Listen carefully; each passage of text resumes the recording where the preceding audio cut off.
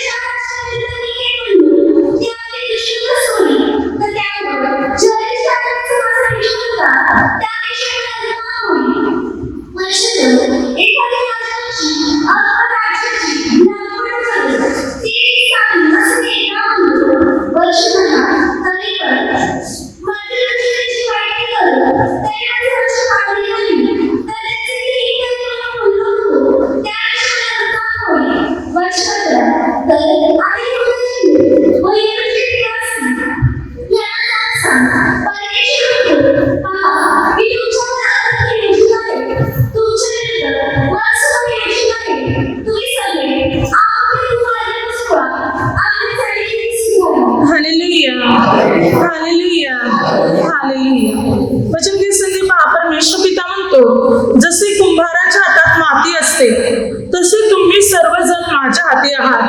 कुंभार आपल्या हाती माती घेतो आणि हवे ते पात्र मात्र तो बनवतो, तसेच तुम्ही माझ्या हातात आहात. तुम्हाला हवे ते बनवण्यासाठी मी समर्थ म्हणून देव पिता म्हणतो. तुमच्या बाबतीत मी म्हटले होते की मी तुमचे कल्याण करीन, तुमचा उद्धार करीन, मी तुम्हाला पुन्हा बसवीन. परंतु तुम्ही माझे नियम पाळले नाहीत, तुम्ही बिघडून गेला, भोकून गेला. तर जिकडे मी म्हटलं होतं तुमचं भलं करीन, तिथे मी तुमचा नाश करू. का? कारण तुम्ही माझं ऐकलं नाही म्हणून. आणि जिकडे मी म्हटलं होतं या राष्ट्राचा मी नाश करीन, हे राष्ट्र मी धुलीस मिळवीन, समूळ उपटून टाकीन. परंतु नंतर ते लोक माझ्याकडे वळाले, माझा दावा करू लागले, पश्चाताप करू लागले. तर जिकडे मी म्हटलं होतं की मी या लोकांचा नाश करीन, तिकडे मी त्याला वाचवीन, त्यांचा मी बचाव करीन. प्रभू या ठिकाणी काय म्हणते? प्रभू तुमच्या कर्मावर अवलंबून आहे आशीर्वाद आणि शाप. प्रभू म्हणतो मी माझा निर्णय बदलेल. जर तुमची कर्म बदलली तर माझा निर्णय पण बदलेल. देव त्या ठिकाणी म्हणतो, मी म्हणतो की मी तुम्हाला आशीर्वाद देईन, मी तुम्हाला अनुग्रह देईन, तुम्हाला कृपा देईन. पण तुम्ही माझं ऐकाव्यास तयार नसणार, माझ्या वचनाप्रमाणे चालण्यास तयार नसणार, तर मी जिथे म्हटलं होतं मी तुम्हाला अनुग्रह देईन, तिकडे मी तुम्हाला अनुग्रह देणार नाही, शाप देईन. परंतु जर तुमच्या वाईट कर्मामुळे माझा क्रोध तुमच्यावर भडकला आणि मी म्हटलं मी तुमचा नाश करीन, परंतु तुम्ही माझ्याकडे वळाला, पश्चाताप केला, पाप कबूल केलं, माझे नियम पाळू लागले, तर जिथे मी म्हटलं होतं तुमचा नाश करीन, तिथे मी तुमचा बचाव करीन. प्रभू म्हणतो मी माझा निर्णय पण बदलेन तुमच्यासाठी. प्रभू मानवासाठी निर्णय बदलतो. जसे की मनुष्याच्या कर्मावर हर एक गोष्ट अवलंबून असते. मनुष्य सत्कृत्य करत आहे, देवाचे नियम पाळत आहे, परमेश्वराच्या वचनानुसार चालत आहे. जरी देवा निर्णय घेतला होता मी या मनुष्याचा नाश करेन, पण तो देवाच्या मागे आला तर देव त्याचा नाश करणार नाही. देव आपला निर्णय बदलून त्याचं भलं करायला सुरुवात करेल. आपल्या कर्मावर अवलंबून आहे अनुग्रह की शाप. आपण प्रभूमध्ये चालणार, प्रभूचे नियम पाळणार, प्रभूच्या आज्ञा पाळणार, तर आशीर्वादाचा वर्षाव आपल्या प्रत्येकावर होणार, आपली भरभराट होणार, भरभरून परमेश्वराचा आशीर्वाद आपल्याला मिळणार. परंतु जर आपण देवाचे नियम मोडणार, पाप आणि वाईट करणार, तर देवाचा क्रोध आपण आपल्या स्वतःच्या जीवनावर ओढून घेणार आणि स्वतःचाच नाश करून बसणार. म्हणून बघा बायबलमध्ये देवाने स्वतःचे निर्णय बदलले मनुष्याच्या कृतीसाठी, म्हणजे त्याची कर्म बदलली, देवाने निर्णय बदलले. प्रथम हिजकिया राजा यशाया पुस्तकामध्ये 38 अध्याय हिजकिया आजारी पडला आणि मरणास टेकला. देवपित्याने यशाया संदेष्टाला म्हटले जा आणि हिजकिया राजाला सांग की तू आपल्या घरची निर्वाह कर, आता तू मरणार आहेस. तेव्हा हिजकिया राजाकडे यशाया संदेष्टाने येऊन ही बातमी कळवली. आणि यशा संदेष्टा तिथून निघून गेला. तेव्हा हिजकिया राजाने आपले तोंड भिंतीकडे वळवले आणि रडून प्रार्थना केली, हे प्रभू, मी तुझ्या समोर कशा प्रकारे सात्विकतेने आणि सत्याने वर्तवलेलं आहे याचे तू स्मरण कर. इतक्यात देवपित्याने यशा संदेष्टाला म्हटले की परत फिर आणि हिजकिया राजाकडे जा आणि त्याला सांग, मी तुझी प्रार्थना ऐकलेली आहे, मी तुझे अश्रू पाहिलेले, मी तुला बरे करतो आणि 15 वर्ष आयुष्य वाढवून देतो.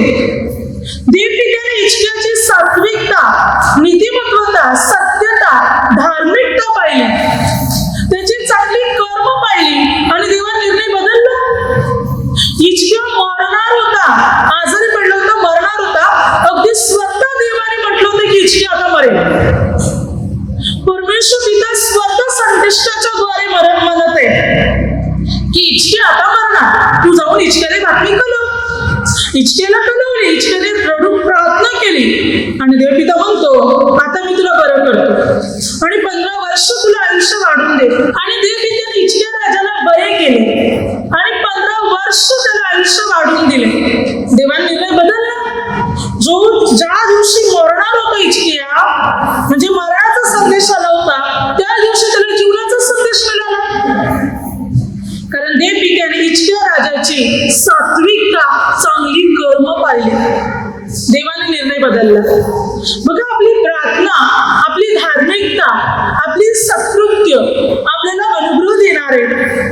आपण देवाचे नियम पाळत आहोत, देवाच्या मार्गावर चालत आहोत, तर आलेलं मरण सुद्धा टळेल, आलेली संकटे सुद्धा टळली जातील, आलेले अरिष्ट सुद्धा दूर होतील आपल्या धार्मिकतेमुळे, चांगल्या सत्कृत्यामुळे.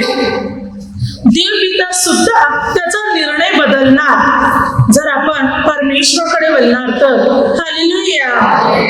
पुढे वचन काय सांगते पहा. यशकेल पुस्तकामध्ये 33 अध्याय 13 ते 16 वचनापर्यंत, मी कोणा धार्मिकास म्हणालो होतो की तू खास वासशील आणि त्याने आपल्या धार्मिकतेवर भिस्त ठेवून दुष्कर्म केले, तर त्याची सर्व धार्मिकता जमेल धरण्यात येणार नाही. त्याने केलेल्या दुष्कर्मामुळे तू मरेलच. तसेच मी कोणा दुर्जनास म्हणालो की तू मरशील आणि तो आपल्या पापाच्या मार्गावरून फिरून नीती व न्याय आचारी, तो दुर्जन गहाण परत करी, हरण केलेली परत देईल आणि काही अधर्म न करता जीवनाच्या नियमाप्रमाणे चालेल, तर तो जगेलच, मरावायचा नाही. त्याने केलेली सर्व पातके त्याच्या हिशोबी धरली जाणार नाही. नीतीने व धार्मिकतेने वागत असल्यामुळे तो जगेलच. काही संधी बायबल. प्रभू म्हणतो, मी कोणा धार्मिकास म्हटलं होतं की मात्र तू वाचणार, मी तुला आशीर्वाद देणार, पण त्याने माझं ऐकलं नाही.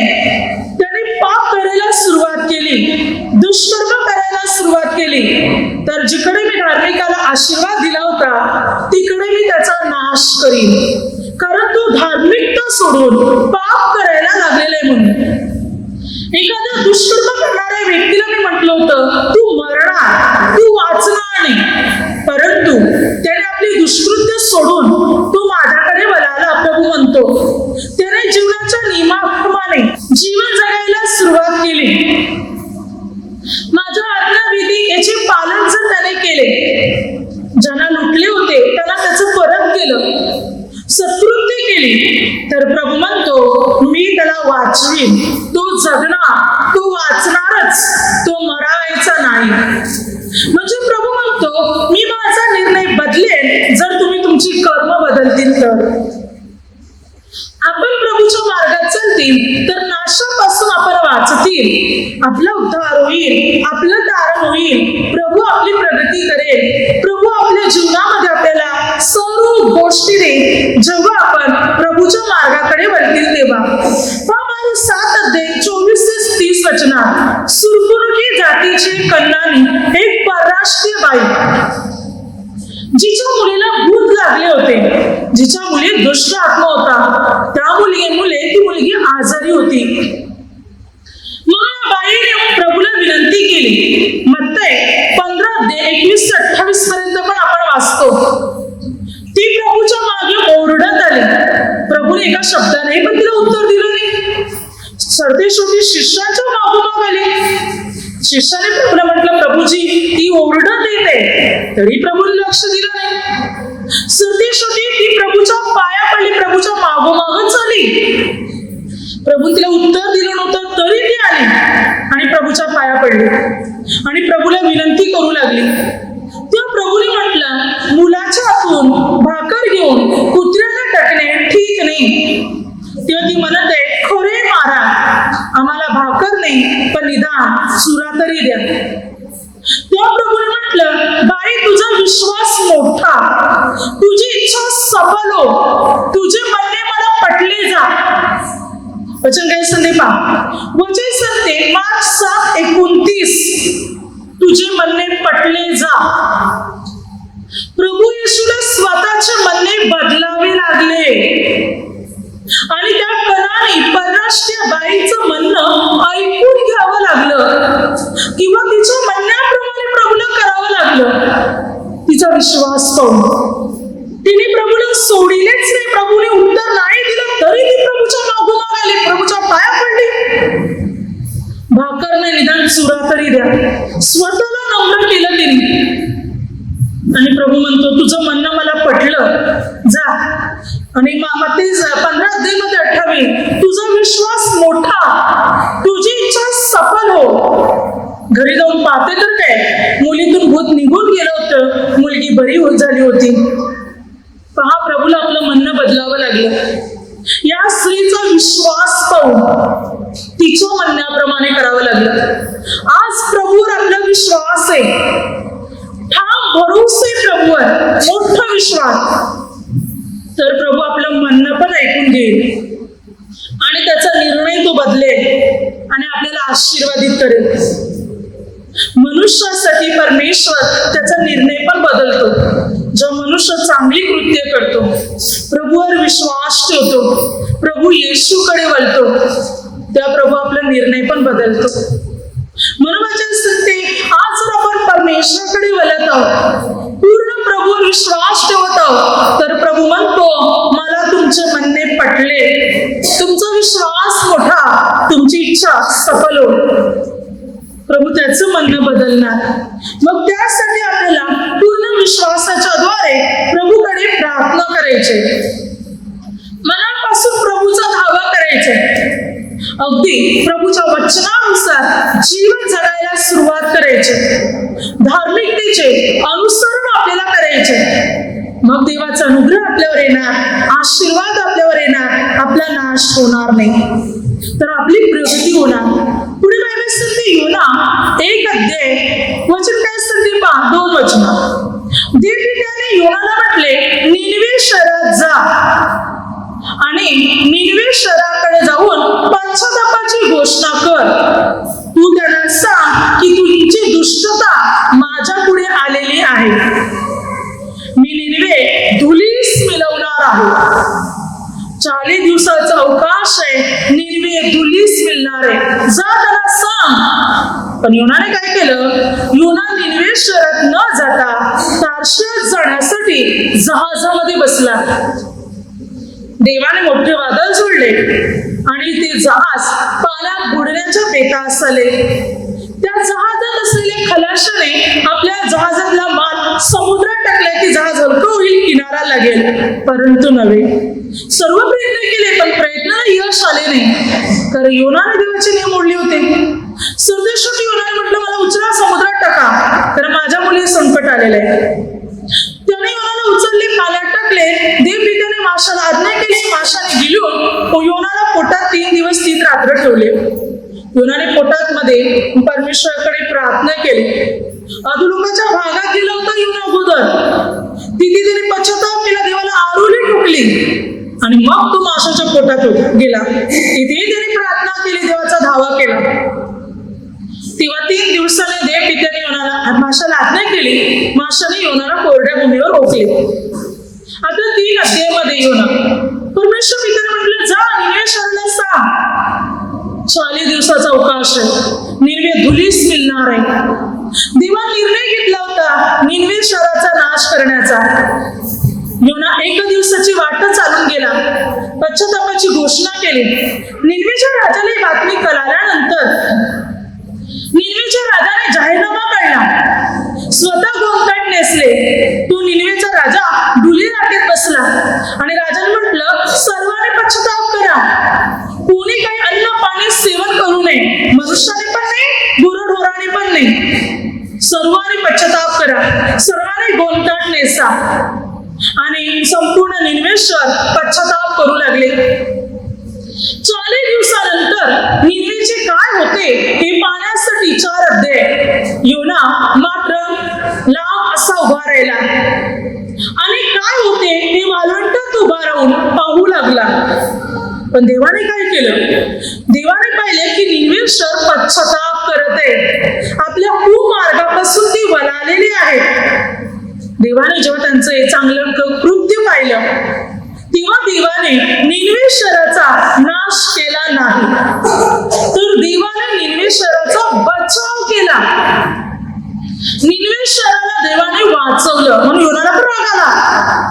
योनाने म्हटलं, मला माहिती होतं तू दयालू आहे, तू कृपालू आहे, तू कनवालू परमेश्वर आहे, म्हणूनच मी इकडे यायला तयार होतो. मी तारशिष जाण्यासाठी निघालो. देवपिताने योनाला म्हटलं, तुला एवढा राग येणं बरं नव्हे. योना ऐकायला तयार नाही. म्हणून देवपित्याने एक वेल उगवली जिची छाया योनाच्या डोक्यावर आली. उन्हामुळे योनाला सावली मिळाली. योनाला बरं वाटू लागलं. दुसऱ्या दिवशी देवाने किडा पाठवला. त्या तुब्बीला, त्या वेलीला तो किडा लागला आणि ती वेल मरून गेली. त्याची छाया नाहीशी झाली. ती तुब्बी नष्ट झाली आणि योनाच्या डोक्यावर ऊन आलं. म्हणून योनाला राग आला आणि योना पुन्हा मात्र क्रोधिष्ठ झाला. राग आला परत त्याला.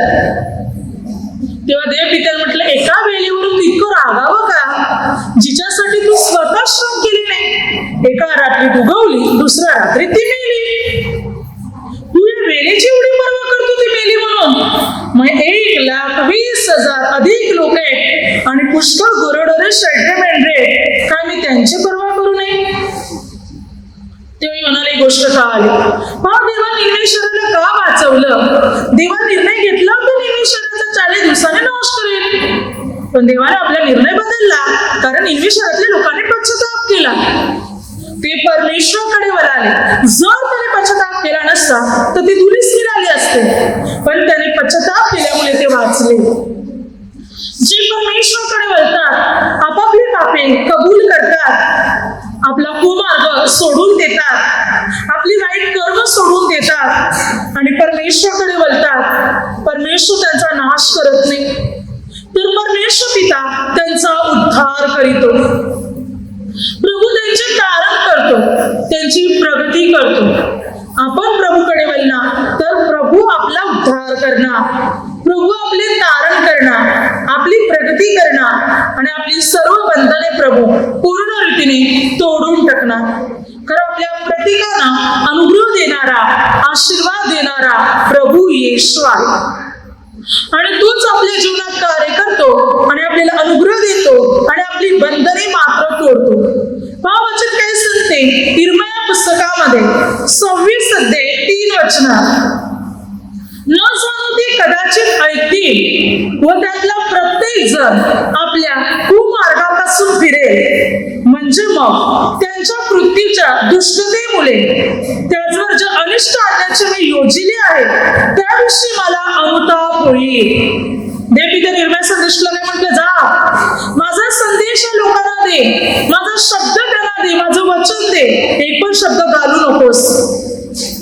जा, माझं वचन त्यांना दे. कदाचित माझं वचन ऐकून ते माझ्याकडे वळतील, आपला कुमार्ग सोडून देतील, पश्चाताप करतील आणि मग मी जो त्यांचा नाश करण्याचा निर्णय घेतला होता तो मी त्यांचा नाश करणार नाही. मला अनुताप होईल आणि मी त्यांचा बचाव करेन. प्रभूला पण एक आशा वाटते की मनुष्याने आपला पाप सोडून द्यावं, वाईट मार्ग सोडावे आणि देवाकडे वळावं. कारण एखाद्या व्यक्तीचा नाश व्हावा अशी देवाची इच्छा नाहीच. तर त्या व्यक्तीने पाप वाईट सोडून परमेश्वराकडे वळावं आणि वाचावं अशी प्रभूची इच्छा आहे. म्हणून मनुष्याला वाचवण्यासाठी प्रभू आपला निर्णय पण बदलतो, पण त्यासाठी आपल्याला परमेश्वराच्या मार्गावर चालावं लागेल. देवाचे नियम पाळावे लागतील. देवाचं भरपूर प्रेम आहे आपल्यावर, अखंड, ज्याच्यात कधी खंड पडत नाही. पण आपण देवाचं ऐकायला तयार नसतील, देवाच्या मार्गावर चालायला तयार नसतील, पापात, वाईटात, मोहात, चुकीच्या संगतीत, चुकीच्या गोष्टी जीवन जगत आहोत, तर परमेश्वर आपला उद्धार कसा करेल? प्रभू आपलं तारण कसं करेल? आपल्याला वाटते आपली प्रगती व्हावी, उन्नती व्हावी, परमेश्वराकडून आपल्याला अनुग्रह मिळावा, तर वाईट गोष्टी सोडायच्या, जे पाप आहे, जे चुकीचं आहे ते आपल्याला सोडून द्यायचंय आणि पूर्ण परमेश्वराच्या मार्गाचे आपल्याला अवलंबन करायचे. तरच प्रभू आपल्याला आशीर्वादित करणार, प्रभू आपली उन्नती आणि आपली प्रगती मात्र करणार. आपल्या जीवनामध्ये प्रभू सर्व गोष्टी देणार. पुढे बायबल काय सांगते पहा, वचन सांगते 2 इतिहासमध्ये 34 अध्याय, योशिया. जेव्हा योशिया राजाने देवपित्याचं मंदिर दुरुस्त करण्यासाठी सुरुवात केली, तेव्हा या मंदिरामध्ये ग्रंथ सापडला. तो ग्रंथ हिल्किया याने शापनास चिटणीस याला दिला आणि शापनात याने मात्र योशिया राजाकडे आणला. योशिया राजा पुढे तो ग्रंथ वाचण्यात आला. जेव्हा तो ग्रंथ वाचला, त्या ग्रंथात असं लिहिलं होतं, मी यरूशलेम धुलीस मिळवेन, मी यरूशलेमेचा नाश करेन. जसं मी इस्रायलाला माझ्या दृष्टी आड केलं, तसं मी यरूशलेमेला पण करेन. कारण यरूशलेमेमध्ये मनसे राजा आणि आमोन राजा या दोघांनी एवढी पापकर्म केली होती की देवाचा क्रोध यरूशलेमेवर भडकलेला होता. ठिकठिकाणी या लोकांनी मूर्तीस्तंभ उभारलेले होते, ठिकठिकाणी ते मूर्ती पूजा करत होते आणि त्याने देवाच्या मंदिर सुद्धा भ्रष्ट केले होते. मंदिरात सुद्धा मूर्त्या आणून बसवलेल्या होत्या. म्हणून देव पित्याला इतका राग आला होता की यरूशलेम आता देव पिता धुलीस मिळवणार होता. हे जेव्हा ग्रंथातून वाचण्यात आले, योशियाने ऐकले, ताबडतोब योशिया दीन झाला. त्याने परमेश्वराकडे प्रार्थना केली, रडून प्रार्थना करायला सुरुवात केली, देवपित्याकडे विनंती करायला सुरुवात केली आणि हिल्किया आणि काही लोकांना त्याने हुल्दा नावाच्या संदेशकीकडे पाठवलं. तेव्हा देवपित्याचा संदेश हुल्दा नावाच्या संदेशीकडे आला. तिने योशिया राजाने पाठवलेल्या लोकांना म्हटलं, ज्या मनुष्याने तुम्हाला माझ्याकडे पाठवले त्या मनुष्याला तुम्ही जाऊन सांगा की परमेश्वराने तुझी विनवणी ऐकलेली आहे. देवपिता मनसे राजा आणि आमोन यांच्या पापामुळे यरूशलेम धुलीस मिळवणार होता, यरूशलेमेचा नाश करणार होता. कारण त्याने संतापजनक पापी करून मात्र परमेश्वराला क्रोध आणलेले आणि त्यामुळे देव या यरूशलेमेला धुलीस मिळवणार होता. परंतु देवाने योशियाची प्रार्थना ऐकलेली आहे, त्याची विनवणी ऐकलेली आहे. तो जिवंत असेपर्यंत परमेश्वर पिता कोणतेच अरिष्ट आणणार नाही. तो शांतीने आपल्या कबरीत जाऊन पोहोचेल. तो जिवंत असेपर्यंत देव कोणतेच संकट यरूशलेमेवर आणणार नाही. देव पिता संकटाला लोटून देते आणि योशिया राजाच्या काळात स्वस्थता आणि शांती प्रस्थापित करत आहे. आणि खरोखर लोकांनी योशियाला गोष्ट कळवली. मग योशिया आणखी देवाच्या मागे लागला. त्याने देवाचे मंदिर दुरुस्त केले, मूर्तीचे स्तंभ काढून टाकले, सर्व मात्र ज्या वाईट गोष्टी होत्या, देवाविरुद्ध होत्या, सर्व काढल्या, मंदिर शुद्ध केले. त्याने संपूर्ण देश शुद्ध केला या योशिया राजाने. असं काम योशियाने केलं की सारा देश, संपूर्ण देश त्यांनी शुद्ध केला. जिथे जिथे स्तंभ होते काढून टाकले त्याने. सर्व लोकांना त्याने परमेश्वरामध्ये गोळा केले. आबाल दुबाल सर्वांना देवाच्या मंदिरात त्याने जमा केले. लहान बालकापासून मोठ्या व्यक्तीपर्यंत, म्हाताऱ्या व्यक्तीपर्यंत सर्वांना त्याने परमेश्वराच्या मंदिरात आणले. सर्वांनी देवाचे नियम पाळावे, आज्ञा पाळावी, करावी अशी सक्त आज्ञा त्याने लोकांना केली. लोकांना देवाचे नियम पाळता यावे म्हणून योशिया राजाने काही लोकांची नेमणूक केली. जा, लोकांना देवाचा नियमशास्त्राचा ग्रंथ शिकवा, ज्याद्वारे लोक देवाचे नियम पाळतील. आणि अशा प्रकारे लोक परमेश्वराकडे वळाले, देवाचे नियम पाळू लागले. योशियाच्या या चांगल्या कर्मामुळे देव पित्याने योशिया राजाच्या काळात कोणते अरिष्ट आणले नाही. हालेलुया. बघा, आपली प्रार्थना, आपली विनंती, आपली सत्कृत्य संकटाला लोटू शकते, परमेश्वराचा निर्णय बदलू शकते आणि परमेश्वराकडून अनुग्रह प्राप्त करू शकते. आपली चांगली कृत्य आपण परमेश्वराकडे वळणार, प्रभू आपल्याला आशीर्वादित करणार. योशियाने त्यावेळेला देवाचे नियम पाळले नसते तर त्याच वेळी यरूशलेमेचा नाश झाला असता. नाश कधी झाला? सिदकिया राजाच्या काळात, जो योशिया राजाचा मुलगाच होता. कारण सिदकिया राजाने पण पुढे देवाचे नियम पाळले नाही म्हणून देवाने त्यांचा नाश केला. ना योयाकीम, ना सिदकिया, ना पुढे कोणी झाले होते, त्याने देवाचे नियम पाळले नाही. परंतु योशिया देवाच्या मार्गात चालला, मग तो जिवंत असेपर्यंत देवाने कोणतेच अरिष्ट इस्रायल यहूदी लोकांवर, यरूशलेमेच्या लोकांवर आणले नाही.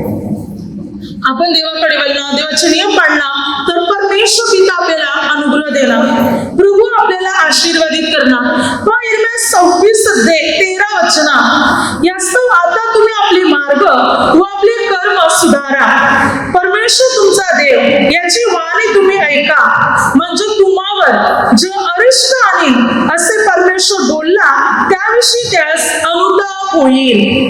काय सांगते बायबल?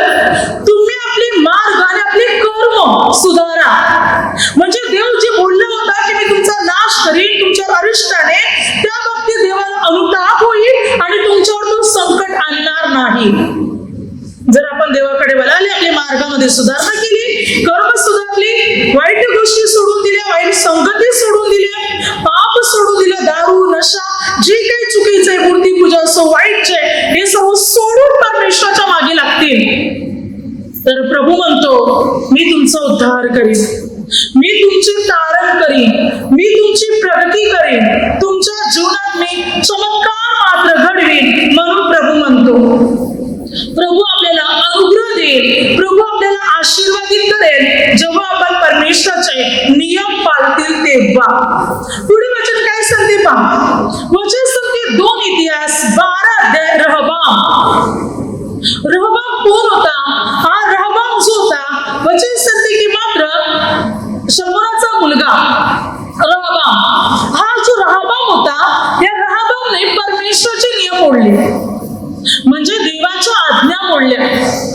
त्यामुळे इस्रायलाचे 2 भाग झाले, म्हणजे यहूदाचा राजा निराला आणि इस्रायलचा राजा निराला.